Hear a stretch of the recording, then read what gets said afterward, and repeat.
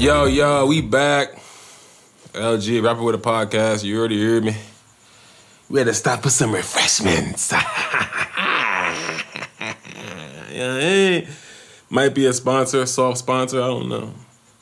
You better thank a union member for your Corona extra. Oh, man. Kamala cute ass, man. She need a real nigga in her life. That's really what it is, but I ain't gonna get into that. But yeah,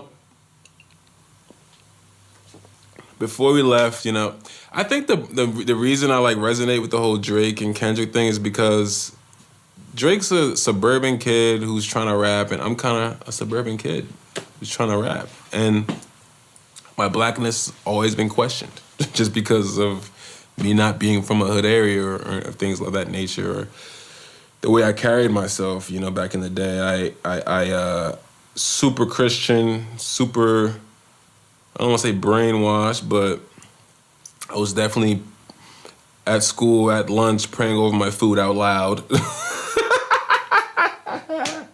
Rosita, please bless these fries and this chicken patty and chocolate milk. All that jazz.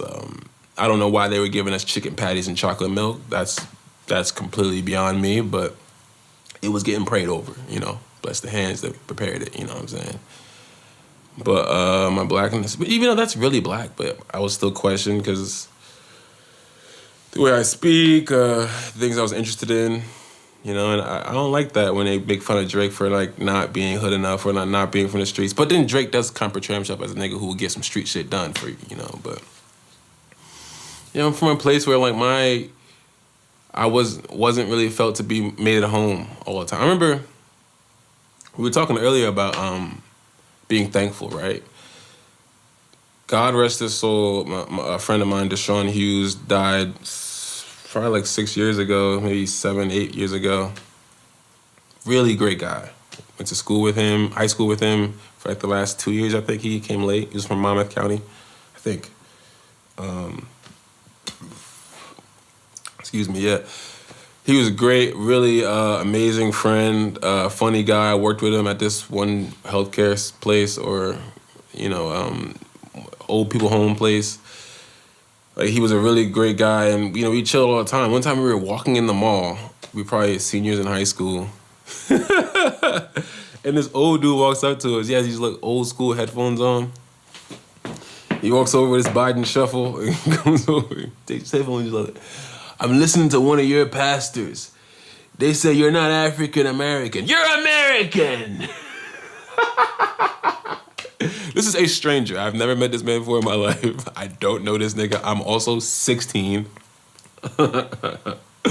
Me and my boy was alrighty, brother. He's American.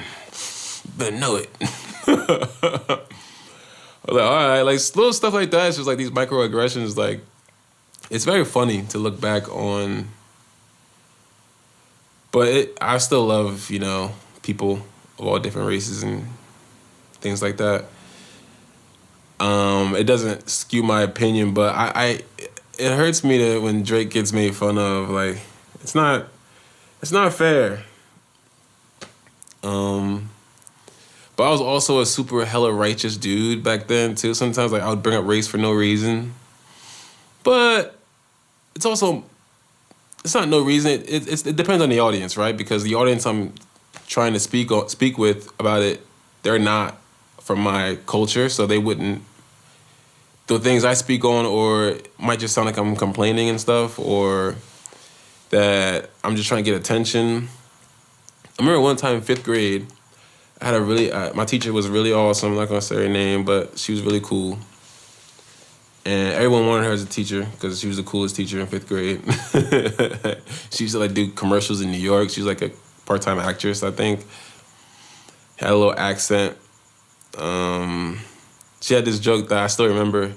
It's two coworkers from New York talking yeah, I'm taking my mom on vacation next month. And then one woman says, Jamaica? And the other one says, nah, she wanted to go.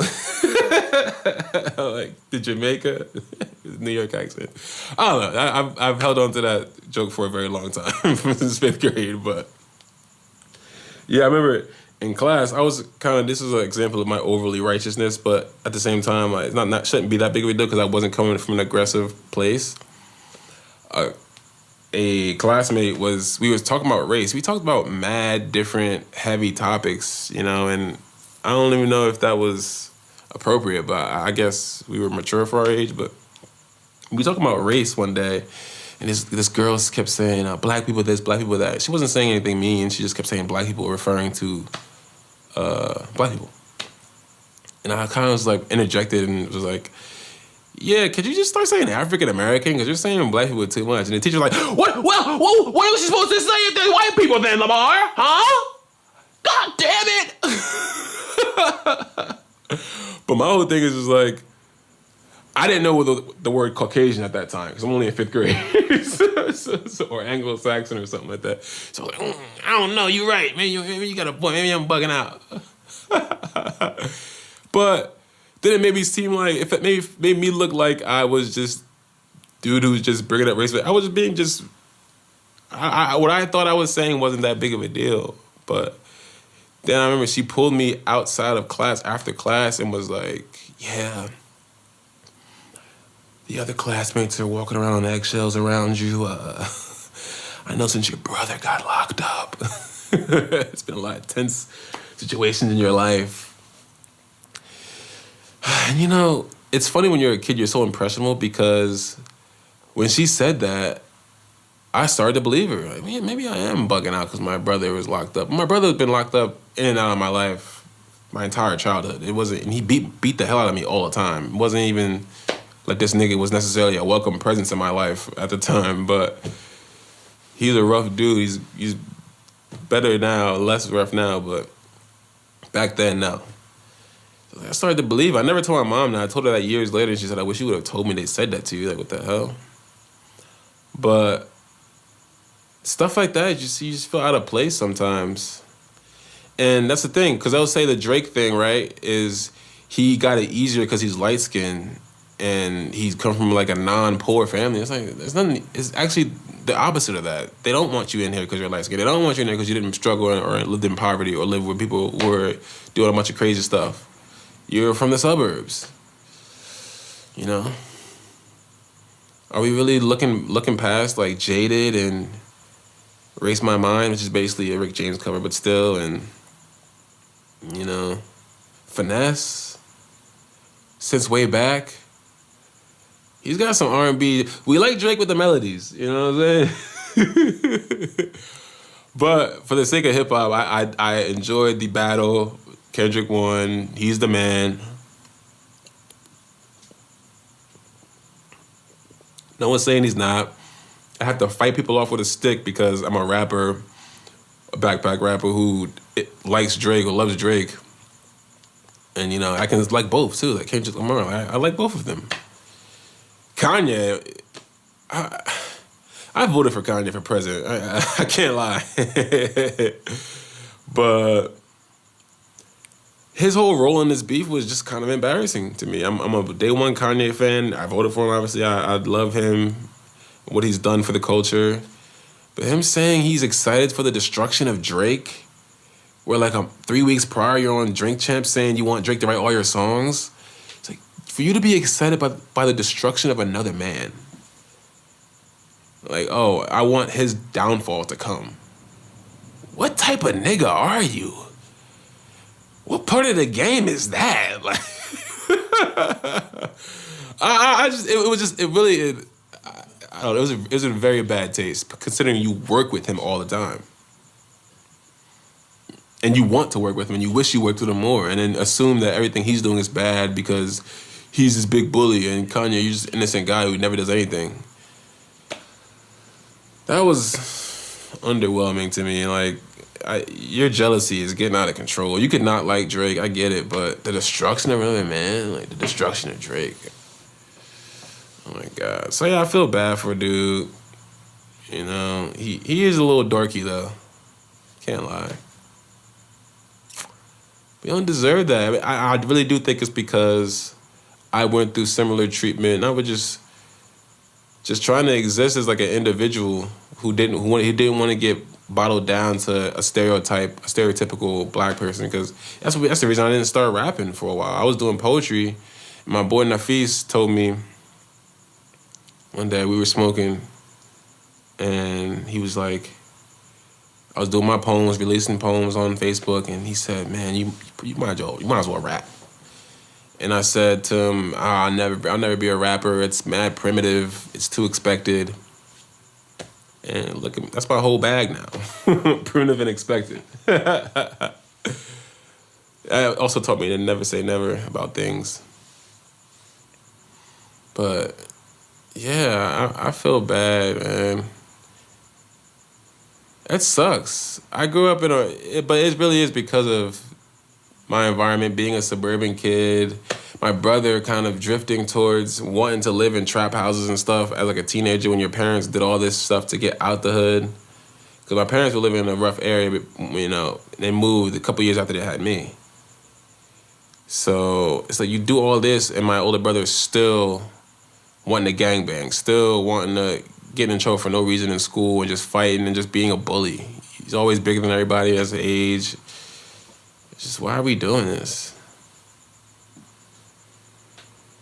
I don't know.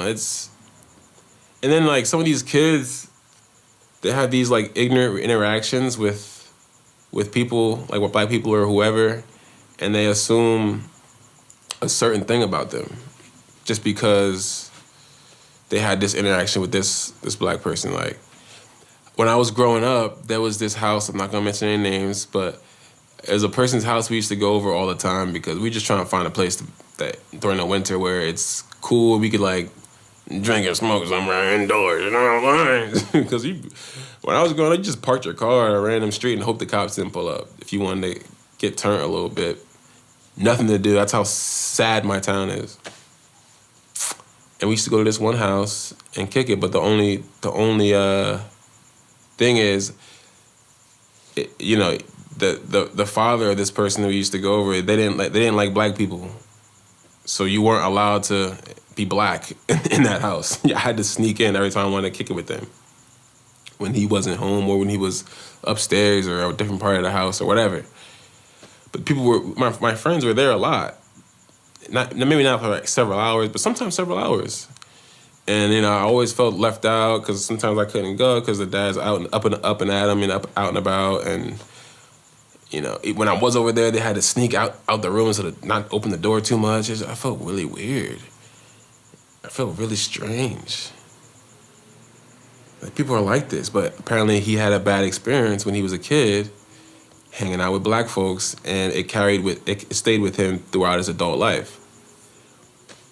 And that made me think, like, man, you can't be holding on to aggressions like that from when you were 14 or whatever age you were. You know, I'd always sneak in there, and it was pretty successful for a long time. Probably, maybe like, you know, I can't remember. It's so blurry from back then, but probably like 6 months. We was getting in and out of there, no problems. You know, when he wasn't home, it was free game. We was just chilling. And then one night, we were all there, and he was in the house, but they were trying to sneak me past through the kitchen. But we've done this a bunch of times. But when they opened the door for us to come in, it was two of my friends in front of me who were welcome there, even though one of them is just as dark as me. So they walked through the door, but the dad is in the kitchen. So when they walk through the door, I'm assuming if they don't say anything or look back or look worried or things like that, like, we're all clear. Let's go. Quick. But on this particular night, I walked past, we got into the room, and he was there in the kitchen. And a part of me thinks like, oh, like, you know, maybe they were just bugging. He's not gonna call me out like that. And then I heard him say, as I'm walking into the room and getting the door closed, like, is that a black guy? That's a crazy experience to have, even if I'm super confident in who I am. And yeah, all I heard is a small argument and that person to come back into the room and say, hey, you gotta go. It's kind of an embarrassing ride home. You know, and a couple people in there were just as dark as me, just not black. And then it makes you think, like, man, what did they do to make this nigga so mad? But nah, it was an eye-opening experience, and then I just started to like kind of like change the way I thought about things, because I gotta start respecting myself. Like, why am I even sneaking into this place? I'm not wanted. To get like inebriated, that's not a good enough excuse. Like,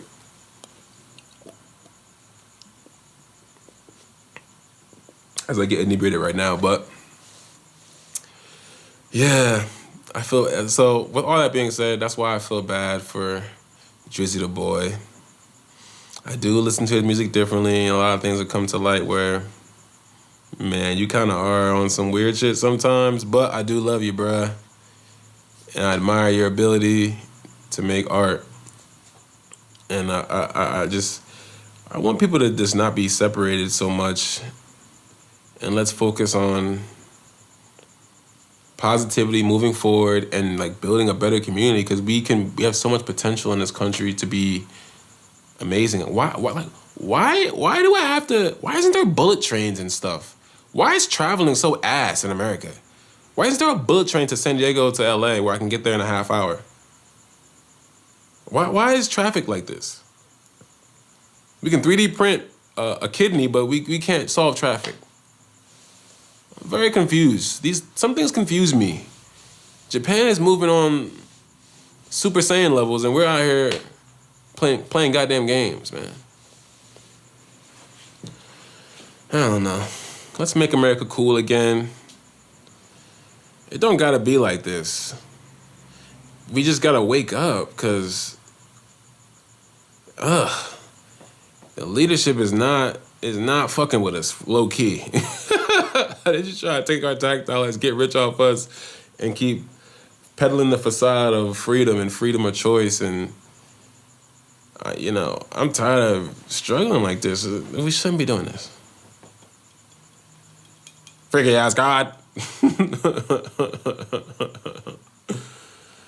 Man, I miss, I don't know. The internet age these days, it's all going to shit.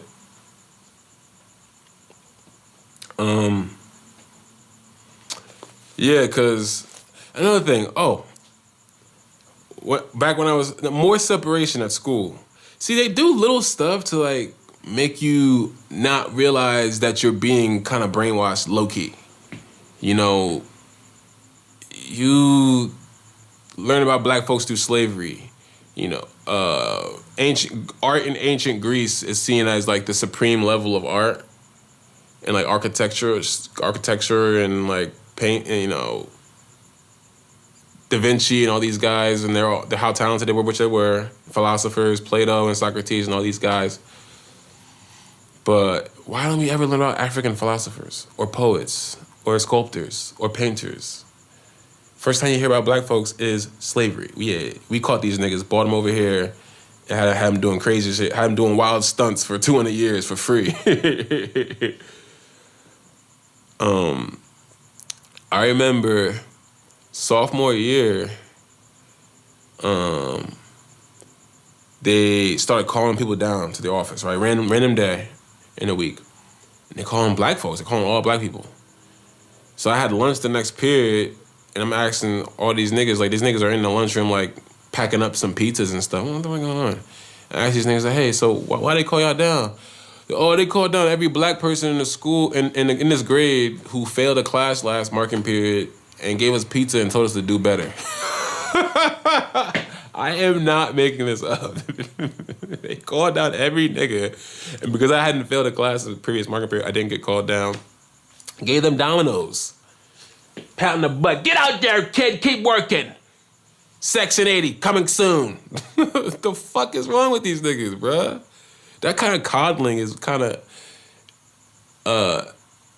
what the Democratic Party kind of does. They pander towards these certain races so they get their vote, and they lull us into this false sense of security that they got our back.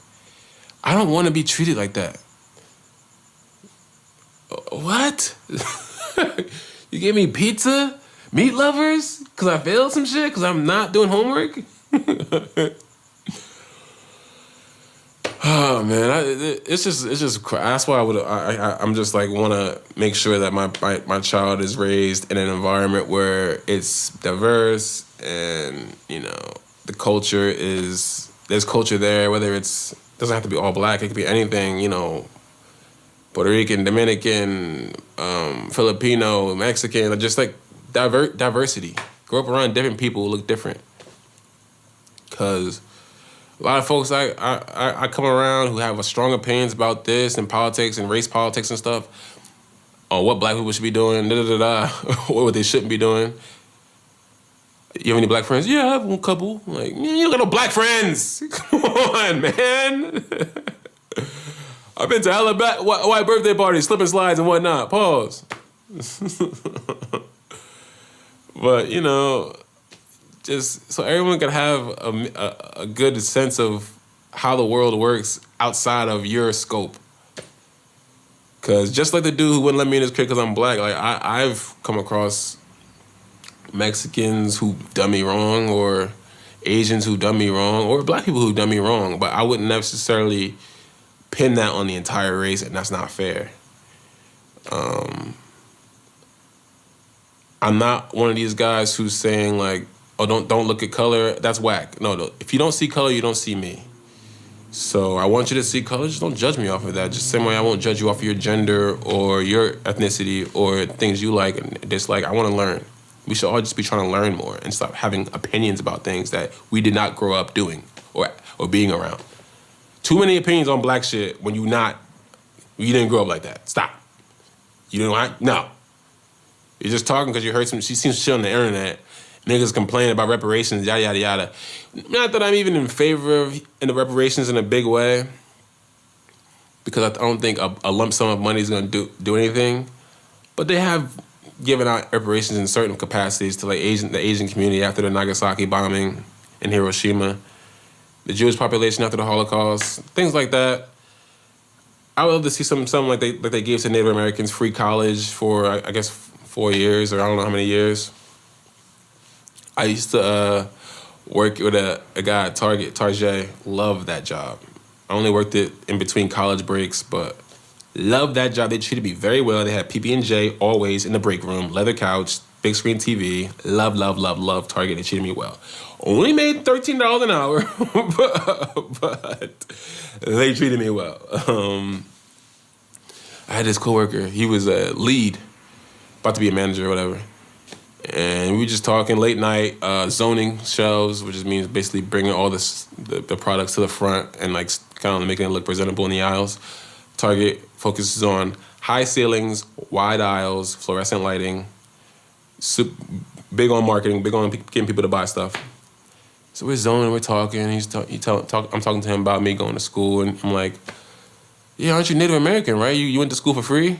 This dude's Aki as hell, like big Batista looking nigga with no tats, but just big as fuck for no reason. He's like, "Yeah, I could have went to college for free because I'm Native American, but I just want to get it from the mud, so I said nah." Like, so you paid for college for no reason? You're a moron. Because I'm one of these niggas, all my military homies getting disability. Oh yeah, I got PTSD. I'm in the military, I got something going on. My dreams is crazy. I need $8K a month, please, thank you. I'm taking advantage of every opportunity because they will give your money to some other nigga in another country and not think twice about it. I wanted to do it by myself. I didn't want no handouts. Well, I want a handout, nigga. If they're giving out handouts, that's like reasonable. You know what I mean? Give me that. They can put the money in my hand, you know what I mean? Shout out my Native Americans, though. Y'all niggas is lit. They fucked y'all over. Sent y'all to some sandy-ass desert land and y'all farmers. That's fucked up. That's very fucked up. But again, gotta look forward with this country. You can't always dwell on the past. In the same sense as you can't always dwell on like slavery, even though we should never forget that. But we gotta move forward and just start moving with purpose. And be more united as a people in general, as Americans, because we can be great. You know what I'm saying? We can do this. I believe in us. But the powers that be, The shadow gods, whoever running this shit, man, shit about to get real spooky out here. I just hope we make it through. Hope I'm able to keep talking to y'all and podcasting y'all and bringing guests on here and giving cool lessons, but it's just scary. I just want to live free and die hard, you know what I'm saying? Yeah, let's make America cool again, man. Fuck the bullshit. Appreciate y'all for coming to hang out with me every time. And I love y'all. You know, I got a lot of content dropping, rap stuff coming out. Just dropped the Never Again video. That's not a new song, just a new video. Off the Skin Deep album. Links in the description and all that stuff. Description, I mean. I love y'all, man. Go hug somebody, man. Cause it's like, it's bad. Start washing your ass, too. Niggas be stinky out here, motherfucker. It's been hot as fuck in California. It's a SoCal, man. You know? Rest in peace to all the fallen soldiers, man. Free bundles. A lesson in cool. Please love me, because I love you. You know what I'm saying? Oh, yeah.